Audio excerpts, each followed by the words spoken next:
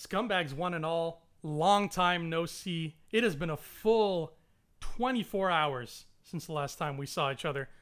But that's how we're rolling on iRebel now. We're doubling up. We got the whole weekend covered because we want to get through season 3. Not in a bad way. It's not like we want to get through it because it's annoying and we hate it. We want to get through season 3 so that we can get in time for season 4 and get season 4 to you as live as possible. You might notice something different. Today, I'm wearing headphones and James is not. We don't change clothes either. We never do. No, we've been sitting here in silence, staring at the computer for a full 24 hours until it was time to re-record this. How do you feel wearing the headphones right now? A little warm. That's about it. But heat sensor. I feel like now I should act like you and you should act like me for the remainder of the show. Should we trade rings? Should we like Freaky Friday? Like what do they like touch fingers on Freaky Friday? I think it's just an electrical storm. I'm Jamie Lee Curtis.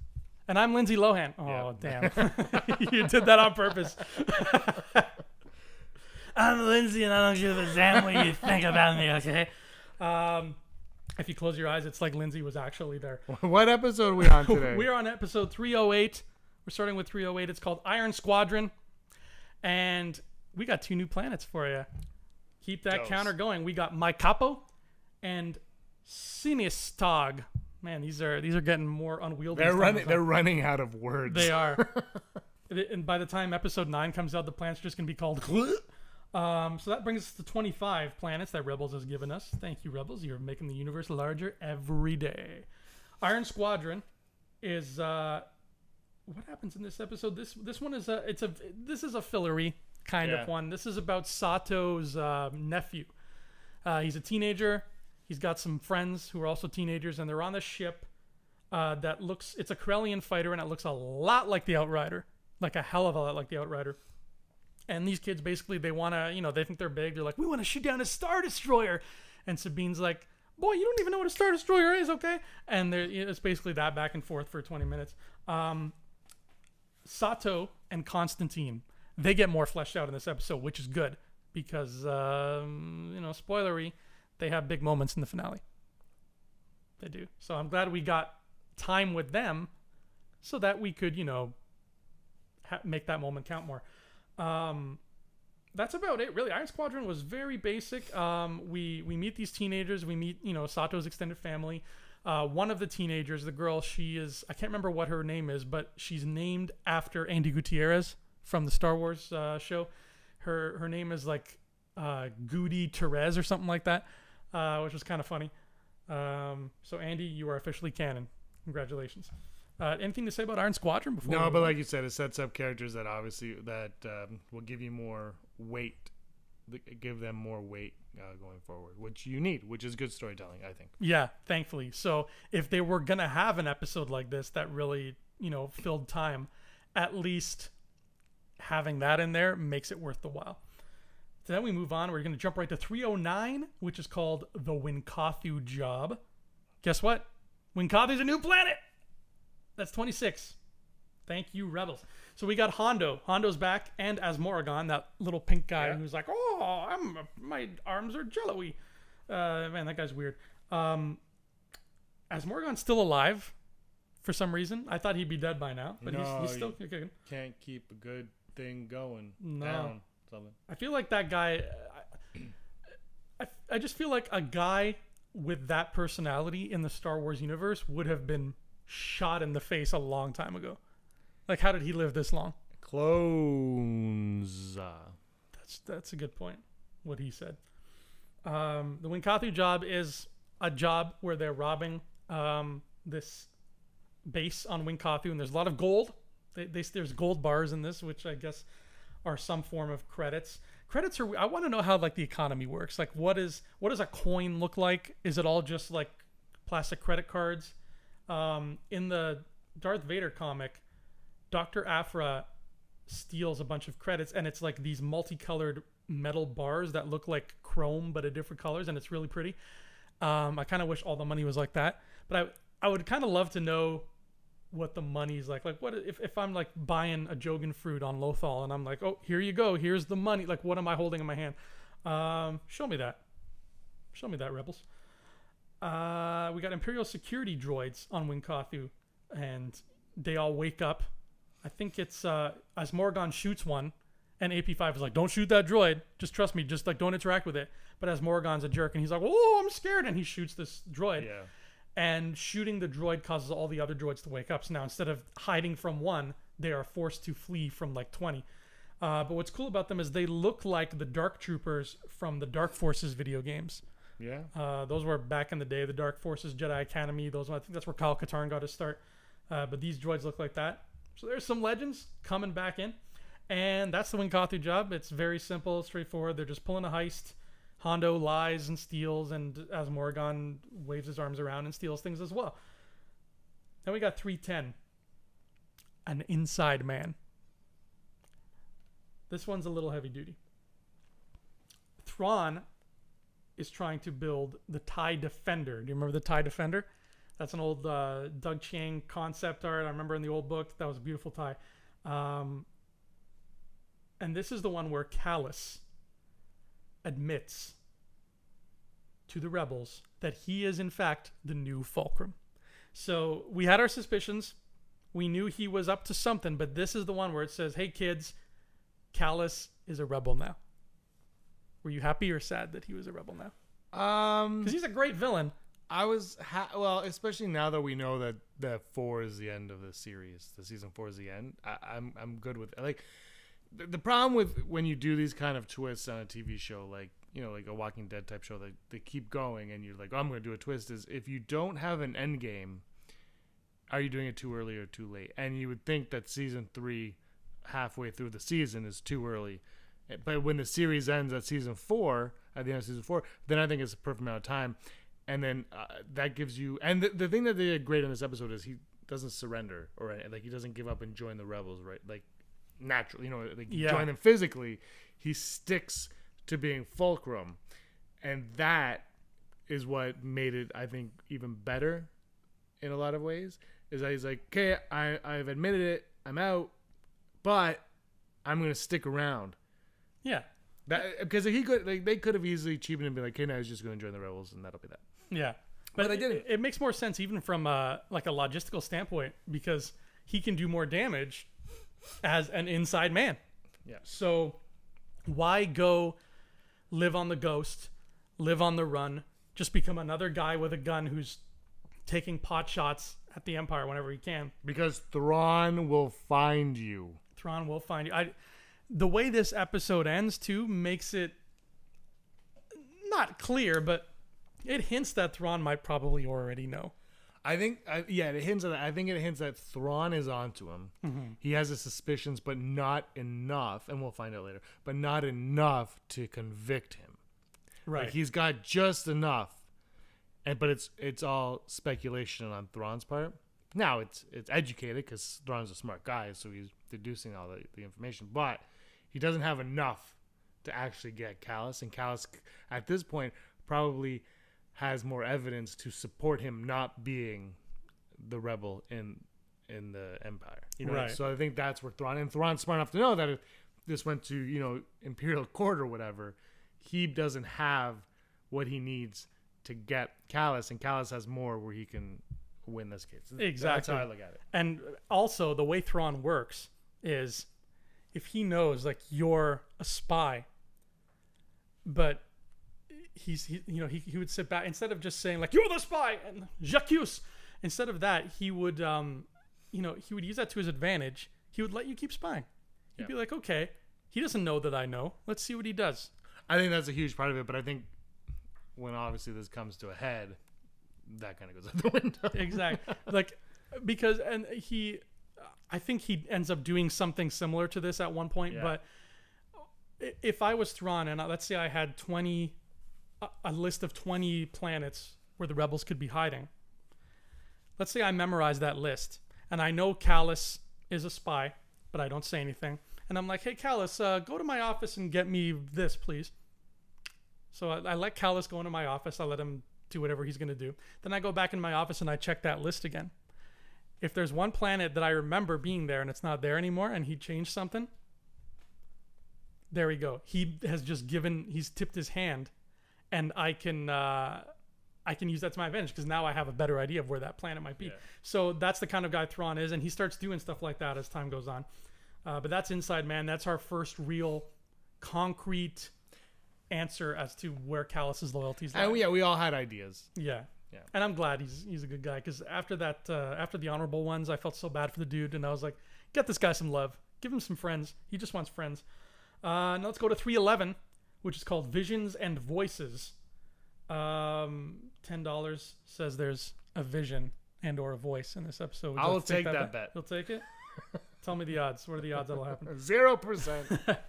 So this is our next sprinkling of Maul. Darth Maul comes back. Well, it makes sense because it's been like 7 episodes since we last saw him. Exactly, yeah. That was 303. Now we're in 311, so Maul is back once again. But what was cool about this is yet another, like how last week we had how yesterday we had the Last Battle episode, which really tied back into the Clone Wars. This is another one that really gets into Clone Wars material because we go back to Dathomir, where the Night Sisters were. They're all dead now. Thanks to that comic, which we haven't read yet, but it's coming out again in November, the Son of Dathomir comic, which is going to tell us exactly what happened. I think Grievous kills them all or something. Spoiler alert! Spoilers! The Night Sisters are scary mofos because now they're basically like big green ghosts and they possess people. And yeah, which was really out there. Yeah. Like, really out there. But there are, I mean, ever since Empire Strikes Back, we knew there are ghosts in this universe. There's supernatural stuff going on. I'm sure there's like a Halloween themed planet out there somewhere that we haven't seen yet called like Rob Zombie-on or something. And there's just a bunch of jack-o'-lanterns and like pumpkins around. But there are ghosts in Visions and Voices, and not like the Obi-Wan kind that's like, go to Dagobah. These are the ghosts that friggin' possess your body and try to get you to kill people. These are not nice ghosts. And it's finally revealed, flat out, that Obi-Wan is not only the one Maul is looking for, he's also the key to destroying the Sith. This is where they reveal what we saw in the Holocron episode, that yes, he was in fact looking for Obi-Wan, and yes, Obi-Wan is in fact the one who's going to help bring down the Sith. He needs more answers. Maul wasn't satisfied with what the hologram told him. It told him Obi-Wan's alive, but it didn't really specify where, and now he wants to know more. And he drinks, they do this like ritual. I think they drink something, I can't remember, but the ritual summons Night Sister ghosts, and the ghosts tell him what he wants to know, but he needs Ezra again. Same kind of thing. So the ghosts tell Ezra what he wants to know too, but the price is you get your ass possessed by a green ghost, and now you're scary and evil. James, would you allow this to happen to your body for answers? I would never go to Dathomir anyway. No?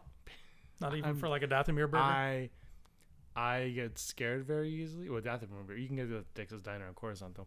I get scared so easily. So no, I would not. Yeah, I think I agree. I mean, I'm not the like I can watch Halloween, I can watch Friday the 13th, I can watch Nightmare on Elm Street and Saw, and I won't be frightened. I watch them like this. You watch them like that? That's how you just kind of tolerate them in the same room. When I was watching it in the theater, I was like this. I had a beer in the theater. I went to one of those theaters, and it took me the entire movie to finish it. Like 2 hours, however long it is, because every time I was like, if they were on a bike, I would take a sip. But then when they got off the bike, I'm like, well, something scary might happen, and I don't want to spill my beer everywhere. So I put down. I jump so easily. Oh man, it is so. Last week, Side Akbar, I was editing one of the podcasts, and Aaron was behind me wearing this mask, ghost face mask from Scream. I got that for $1 at Walmart in like $19.99, and she was wearing it, and I had no idea. And I turned around, and she's just like this, with the mask on, and I yelled like low, high, like ah, ah, ah, like, and I got really mad. And if she was closer, I probably would have punched her in the face because I was so terrified and everything. And then she laughed and walked away. So just so everyone knows, I'm a big scaredy cat. That's hilarious. I wish that was on camera. Oh, I would have won America's Funniest Home Videos. It was pretty funny. I jumped, I yelled, and I live in an apartment building. I thought thought I was being mugged, and it was like, and I literally was like, "Bring it, scream!" It was bad. So, for those keeping track at home, if you happen to be a ghost, please leave James be. Yeah, Please. And don't call me either. I'll call you. Then something happens at the end of this episode. Well, actually, closer to the middle that kind of is a nice little callback to Clone Wars as well. When Ezra is taken to this cave on Dathomir where Darth Maul has been hiding out and squatting. I wonder what he ate there. I mean, does he just call for order a pizza and like, okay, sir, is that pickup or delivery? Delivery. I'm in a ghost cave. Oh, we know it. So Ezra gets taken to this ghost cave, and he sees that Darth Maul's got like a workstation set up, like a table and everything. And above this workstation on the wall is a drawing, an almost stained glass-ish drawing, if you will, of the Duchess Satine of Mandalore, which is odd. You don't usually draw pictures of people that you murder. I wouldn't know. Well, trust me, I do. This is from the new film that you're being in? Maybe. I guess he hates Obi-Wan so much. He's just, maybe, I don't know, maybe he drew this picture to throw like darts at it. To be like, screw you, Obi-Wan, I'm throwing darts at your girlfriend's face. Maybe that's his true love. Maybe it's his true love. Who knows? We don't know what happened on Mandalore. Maybe they had a moment in a broom closet. What happens on Mandalore stays on Mandalore. But then on this table underneath this picture of the Duchess Satine, we have the Darksaber. Now, this was... They showed this off at Celebration in London, and I kind of wish they hadn't. I mean, Maul was a big enough deal. Thrawn was an even bigger deal. I think they could have gotten away with leaving this as a total surprise, and I would have been happy. But we got to see the Darksaber again. And not only that, but when the episode is over, Sabine's in this cave, and she's like, man, being possessed really sucks. I just got possessed by a ghost. She kind of turns her head, and she's like, oh, that's a Mandalorian Darksaber. I know what that is. That's kind of important to my people. She picks it up. She puts it in her pocket and she leaves. Were you happy to see that Darksaber come back? Yeah. I was. Because of what it meant going forward, more than anything. Not because so much of the past necessarily, but because of what it meant that the new stories we're going to tell going forward. I think I like the idea a lot. And then, of course, there's a debate of whether or not it's mentioned in Rogue One. I still think it is mentioned in Rogue One, just under a different name. The Black Saber in Rogue One. I still think it's the same thing. That's what I think. I think, whatever. I think it's the same saber. It could. I remember something from Legends where there was it was either a ship or a weapon, like another weapon of mass destruction, and it was called the Darksaber. This was from some Legends book. If you know what I'm talking about, shoot us a line and tell us. It's from some Legends corner somewhere. I just remember there being like, like I said, reading those reference books that I always used to read in the 90s and being like, and then the Darksaber project fell through. And so I don't know what they were talking about, but maybe the Rogue One thing was a callback to that, but they changed it to Black Saber to avoid confusing it with the legit Darksaber. I still like to think that Dark and Black Saber are the exact same saber, and Palpatine just didn't give a crap. I like to think so too. Sometimes it's just like I just thought, like you watch in Rebels and they mention it kind of in Rogue One. I just thought it was cool that it all kind of like fits, like the planets lighting up or something. I don't know. I hope that Darksaber keeps showing up and changing hands. I love the idea of like a weapon, being passed down. Of course, we have Anakin's saber, which became Luke's, and now it's kind of Rey's. I like this idea that Tar Vizsla crafted this ancient lightsaber way back in the day, and then it got stolen by the Jedi, and he stole it back from the Jedi, and then time passed and ended up with Pre Vizsla on Mandalore, and Death Watch had it, and then it ended up with Maul, and now it ends up with Sabine. And I like the idea that maybe we'll see a story somewhere down the road where Sabine's an old lady. Hopefully she lives through Rebels. And she's old and she's ruling Mandalore. She's doing whatever she's doing. And she's like, I don't need this thing anymore. And she gives it to like some person who helped her once. And she's like, here, you're my friend. Why don't you take this? I don't need it anymore. and then her friend goes and has adventures with this thing, and so on and so on. I like that idea that this saber, for good or ill, stays alive. Do you think that Snoke could potentially use it? I think that he will definitely give us some kind of hints as to its origin, because you're right, he has a black kyber in his ring, and I'm assuming that's what you would need to make this kind of sword. So I think that'd be kind of badass, actually, if Snoke has a black lightsaber. And, you know, if you argue that you have to explain it, you don't. He's the bad guy. He has a black one. Nobody questioned why the bad guy had a red, the good guy had blue in the original. And yeah, now we have backstories and blah, blah, blah, blah, blah. But it does. But to a casual fan, somebody that wouldn't know about this, they just have to accept that, okay, the new bad guy has a black one. Exactly. And that's it. And then we can go back, and then you and I'll be like, he has a Mandalore. Yeah, no, exactly that. Yeah. We'd be shaking our fist. I mean, and you're right. Nobody, when I saw Attack of the Clones, I saw it a little later than I would have liked. It was in a theater full of casual fans, and not one person in that theater stood up during the geonosis scene and said, what's with this purple sword? This is what this is, friggin'. This is new. That I'm out of here. Nobody did that. So you're right. People will just accept it. They're not gonna, cry foul. They're it's and it makes sense because he's the bad guy, and you associate the color black with evil, as Darth Vader has shown us, and Anakin and Luke Skywalker have shown us. So you just accept a black blade as being the bad guy's saber. Yeah, that's it. I mean, even if you remember before Revenge of the Sith came out, rumors were swirling that Palps was going to have a black one. First there was rumors like, will we see him fight at all? And then when it got closer and people were like, yeah, I think I heard reports we see him fight. Then there was rumors like, well, is it black?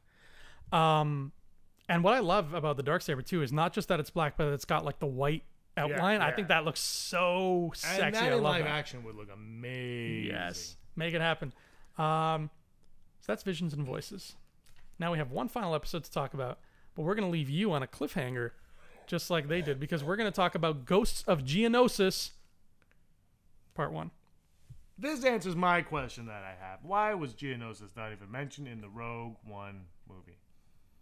Yeah, that's true. Geonosis they really got the short end of the stick here. They made a bad deal. This goes along with my biggest problem with these new live action films is they forget the past, or they try to not acknowledge the past. And like, yeah, we'll put it in Callas, we'll put it in Rebels, but why not put it in the live action film that I'm going to go spend my money to see? Like, put it there. Respect the past is what I'm saying. Yeah, a little bit more. At least they gave us Mustafar, which was cool. I mean, they could have put that castle on any planet. Yeah. They could have just said, this is, although it's one of the 2 planets that doesn't have a title. Yeah, which is fun because I hate font in movies like that. But still, it's one of the 2. What was it? Scarif? No, Scarif had one. It was Lamu. Lamu didn't have it. The very first planet where they were hiding, where the Ursos lived. Yeah, isn't there? Okay. So yeah, that didn't have. Was there another one? Maybe that's no. I think that's anyway. Yeah. So anyway, why didn't the first one have it? I don't want to talk about this more. Where one day you'll get your wish, and it'll just be Rick Ollier telling us everything we need to know. This is Mustafar. The whole planet is made out of lava. This is the 9th moon of Endor. Nothing much happens here. There are no Ewoks here, or trees. It's not even real.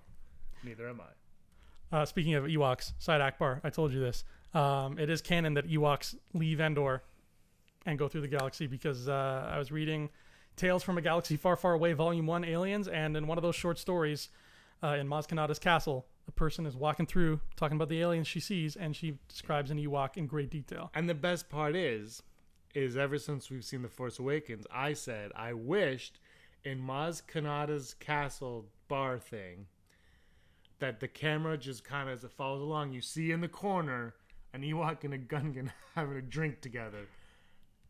I honestly, Force Awakens would have been my favorite Star Wars film. If that happened. # favorite film of all time.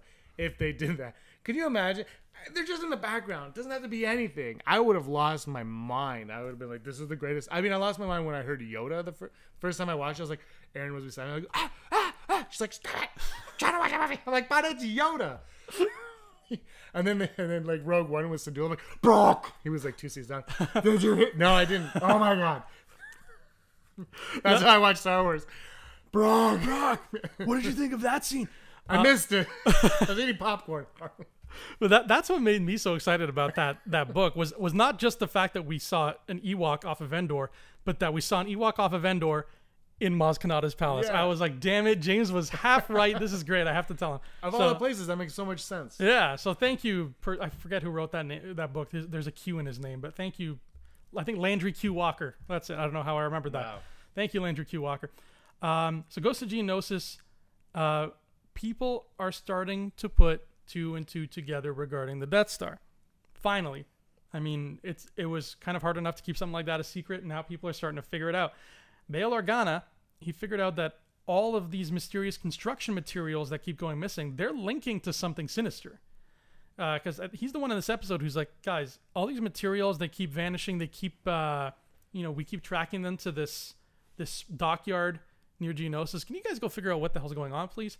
So the rebels go to Geonosis and they find that the Geonosians are gone. This is something that we've been hearing about for a long time. I can't remember where it first came up in new canon, but for a long time we've known the Geonosians were gassed by the Empire. Do you remember when that first came up? It wasn't this. It must have been much earlier. Yeah, we knew this before. I want to say maybe like Lost Stars or something. They made mention of it. I think it was Lost Stars. I feel maybe more like a Tarkin-y type novel. Maybe. Not Tarkin though, but yeah, we knew it was gassed. Like it feels like something that has been given to us a long time ago. Like this information was made clear a while back. No, it wouldn't have been Catalyst, maybe. I feel like that's too late. Yeah, maybe like Aftermath. But this came out after Rogue One and Catalyst too, though. This came out right after Rogue One. Yeah, so we would have read Catalyst like 3-4 months before that. But honestly, I knew we knew it, but now I can't think of one. If you guys know, comment below, please. Yeah, let us know. It was such a great idea though, because it's a great way to, they gave us this planet in episode 2 with 1 billion bug aliens on it, and they're even though they're pretty hostile and they're cannon fodder in that movie, they're not idiots. I mean, they built a droid factory. They're smart people. They have an archduke. He has a cane. That counts for something. In fairness, they did build the worst scene in Star Wars. The Colosseum? No, I said worst. I know. I thought you were being facetious. Droid factory. Okay. I thought you were just trying to make me upset. Droid factory, Rathars. Droid factory, Rathars. Droid factory, Rathars. Oh, just confirmed. Episode 8 has a Rathtar attacking a droid factory. Wait. Side Akbar. Droid factory, Rathars. Which is worse? Which one you want to watch again? Oh, I would watch the Rathars again over the droid factory. Yeah, as I said it, I was debating them. I'm thinking more towards a droid factory because a droid factory leads to the Callas. Because at least the Rathtar scene gave us Kanji Club and the Guavian Death Gang, which I love. The droid factory gave us some conveyor belt action, and then it's a nightmare. I could do without that. I'm okay with that. It was just, that felt like a video game. That was a level in a video game. It did. That was like if you watched like the new Tomb Raider movie, you're like, that's too much like a video game. I mean, that's what it is, Anyway, yeah, Rathars or Droid Factory, guys. What do you think? Rathars is cool. It's just it felt like it was out of Firefly and not Star Wars. That's what I've always said too. Like the cinematography just changed in that scene. It's like bah, and the art design. Well, you know what, James? I think you should tell that to Kanji Club. They're right behind you. But that's kind of that was the casting, and that was we were all excited. I was sad that they didn't do anything. I love Kanji Club though. I want to see them. I want a Kanji Club comic. Make it happen. Razu Kinfi, he's my boy. So at least, but what this whole storyline did, which I like, is they gave us Geonosians in episode 2. Like I said, they're not idiots. They built things. They had ships. So the question is, okay, if these Geonosians were so numerous and so important, why have we never seen them again in the original trilogy? Blah blah blah. Here's the reason. They were wiped out to the point of near extinction by the Empire to hide the Death Star, which is, I think, a brilliant way to write yourself out of that corner. Yeah. But like I said, it's near extinction because they find a Geonosian. Cluck cluck, right? Click clack. Click clack. Click clack. Cluck cluck's his pet. Cluck cluck. And I think I don't know if I'm getting ahead of myself because I can't remember what happens in part 1 or part 2. So forgive me if I'm jumping the gun here, but he has an egg. I can't remember if that's introduced in part 2 or not. But he has an egg, a queen egg, and I believe it was revealed by Pablo Hidalgo that queen egg, we see her alive as a queen in a comic. I want to say the Darth Vader comic, because he and Aphra go to Geonosis in the Darth Vader comic and they fight a queen. I think it's that same queen. She must have just matured really fast because this is only like 4 years before that, but she's like fully formed. Well, yeah, I mean like a dog. Yeah, that's true. She's full size already. But Click-Clack has this egg, and we don't meet, but we see Saw Gerrera again. He comes back. What will you become? Bulgullet. The season 4 is going to be all about how he finds Bulgullet. I just want more two tubes. Yeah. Yeah. Saw Gerrera was kind of cool the way he was in this episode. I liked it. First of all, it was Forrest Whitaker. They brought him back, which was cool. That was really neat of Forrest to kind of be on game for that too, because he's such a big star. Like I feel like it would have been so easy for him to be like, nah, yeah, exactly. But yeah, hold on. Do you hear that beep beep? Yeah, it's a dump truck. Look outside, Forrest. That's all coins, buddy. But there's a great little side to Saw here that I love, and it's literally one of the most. It's one of the things in Rebels that I quote the most, but you're gonna laugh when you hear what it is because it's not even a quote. It's Saw Gerrera's laugh, because he has a crazy man's laugh, and you can tell this man is not well in the head. He's not stable. It suits what we know about him, especially how we see him in Rogue One. He says something to Rex, like I think Rex is about to be shot at by destroyers or something, and then Saw comes and saves him. And Rex is like, "Oh, we were here. We heard you were here. We came to rescue you." And Saw's like, "Oh, you came to rescue me?" And I was just like, that's hilarious. Like, that is how this absurdly insane man would laugh. And he does it like a few times over the course of these episodes. Like, something will just happen to be like, so Saw Gerrera, your laugh, it makes me smile. Do you think Saw Gerrera was a little too well kept? And I think he was a little too healthy. Yeah, here. That's why. Because this only takes place a few years before Rogue One. Even if it's 5 years before Rogue One, I feel like Rogue One gave us the idea that he had been like pretty much isolated from the real world for quite some time and losing his health big time. Yeah. And I mean, I'm sure in season 4 we'll learn more, we'll get more. But I almost felt like he was way too healthy in this one. I think they dialed it back a bit too far, kind of like what they did with Puppet Yoda in episode 1. They're like, let's make him younger, even though it's only 40 years earlier. Like, I think that they could have stopped at a certain point and just made him a little rougher around the edges. He's got, at least in season 4, he's got the hair, which is good. Oh, yeah. He's got his wild hair, and it looks like he's got his breath mask. But that's like, what, a few months before Rogue One? So really, all those ailments are fairly new. But I like Saw. I know he's over the top, but he was cool. I like his whole, like, there's not much of me left. I like all that. I'm excited to see him in Two Tubes coming up in season 4. But you're going to have to wait till next weekend to find out what happens to Saw and the Rebels on Geonosis. I feel like story time, and next time, children, I'll tell you. We're 2 weeks away from the premiere. We're 2 weeks away. We should say we can't go live with the premiere after. We'll do a recap as soon as we can on it, but we won't be able to because it's Monday nights. It kind of sucks for us, but we'll do it as soon as we can. We'll get it up for you guys as soon as possible. Mm-hmm. Yeah, that's going to be. I have a feeling that episode. Well, we've watched it, it's going to renew us with energy for this season, even though we've already seen it. We actually could do it right away because we have seen that episode, but we want to be consistent every week. So look for it. I don't know when you're going to be able to watch it, so hopefully we can get it to you on the Tuesday or so. If you're home, I'll just come over to your house. I'm not. You're That's not home? the problem. And that is the problem. We'll have to figure that out. I might have to stream it on that unreliable site. Again, I'm sorry, Disney XD. You didn't make it easy for me. There's also a rumor that it's not even showing in Canada that day. So, wow.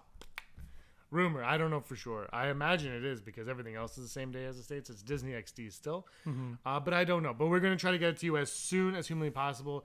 Either way, Brock and I will buy it on Google Play or whatever. So we'll get it to you, and then we can give you the password to watch it there. Yes. But I don't know if we'll get that the next day, the same day, or a week later. I don't know what their setup is. True. So, but like I said, we'll try to get it to you as soon as possible. Yeah, that's gonna be fun. I can't wait to start diving into season 4 and doing it live. Like I said, I've only watched one episode live. It was that Clone Wars episode, so I'm excited to kind of be more on the ball with Rebels, which I haven't been before. I've always been like a few weeks behind. But that is I Rebel for today. We're gonna see you next week. Until then, please like us. Please subscribe to us. Please send us your love in the form of those little heart Valentine cards that open, and it's like half a heart, but then when you open it, it's a full heart. You know the ones I'm talking about. Please send us those. It's Halloween, but we don't care. You can send us hearts. James, where can everybody find you when you're not Twitter, Instagram, and PlayStation 4 at Petsafina. Petsafina, that's right. And you can beat him at Battlefront. Easily. Until Battlefront 2 comes out, at which point he will become a boss and you will not be able No, I will not. No. I am so bad. And I love it. He loves it. At least one of us does. And you can beat spoiled. me. You can beat me at Assassin's Creed Syndicate. Oh wait, I lied. That's a one-player game. Nobody can beat me at it. But you can find me on Facebook at Andrew Fantasia. And that is. I feel like there was another thing, but no, there's just Twitter. There's no third thing, is there? You need Instagram. I need for those 5 pictures I take every year. No, you take the. Okay, let's. Oh, he's Instagramming Follow right us now. on Instagram, guys, Follow so us. you can see quality like I'm about to do right now on our page. He's been making little videos. You probably know what they're called. There's If you're Instagram stories. Instagram stories. We're just finishing up Sunday's episode of I Rebel right now. Say hi, Andrew. Hi, Andrew. And that's a wrap for me. I'm out of here, guys. Thanks a lot for watching. Andrew, you take it from here. Rogue One, an Instagram story. That's the next movie. Sunday's episode of I Rebel right now. Say hi, Andrew. Hi, Andrew. And that's a wrap for me. So you only get that on Instagram, guys. We just reached a new level of meta. People watched a video of us making a video and then showing the video. Until next time, folks, in the words of Saw Gerrera. Hey scumbags, thanks for watching. Don't forget to give us a thumbs up on our video. As always, please subscribe to our YouTube channel, Rebel Scum Podcast, for all the latest videos.